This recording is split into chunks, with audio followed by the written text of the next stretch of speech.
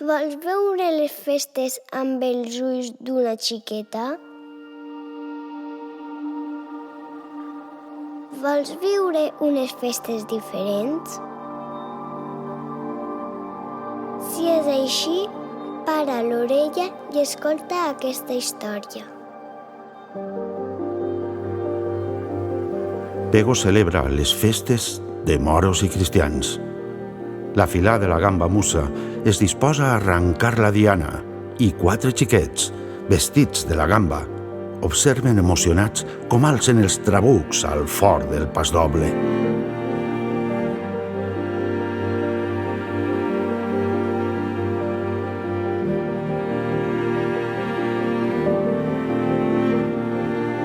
Acabat l'acte, els infants acudeixen a l'olivera mil·lenària, el seu lloc secret on solen reunir-se per a buscar aventures. Allí, amagats del món adult, decideixen acudir al celler del iaio Fernando, on, accidentalment, descobreixen una porta que els conduirà directes a les masmorres del castell del visir Alarraq, a la vall d'Alcalà, en un viatge en el temps sense precedents.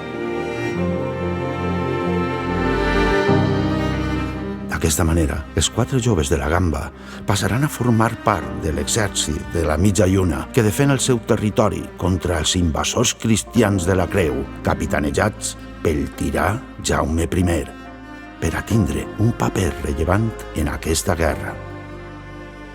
De fet, espiaran la reina Naviolant amagats als horts dels jardins del castell de Xàtiva.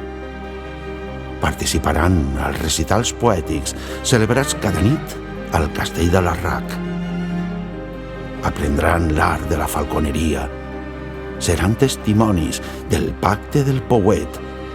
Aprendran a realitzar les millors cimitarres i acompanyaran el seu capità cap a la gran batalla contra els trinitaris, mentre les seues guerreres musulmanes acaben de bastir la muralla del castell d'Ambra.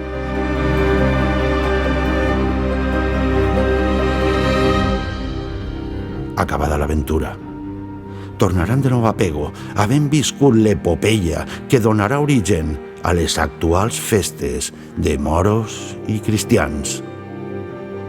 Tornaran per a participar a la capitania de la gamba, on el blau en persona conquerirà el poble pegolí. Tornaran per a estimar a Alarraq amb cor de xiquet. Tornaran per a viure unes festes diferents.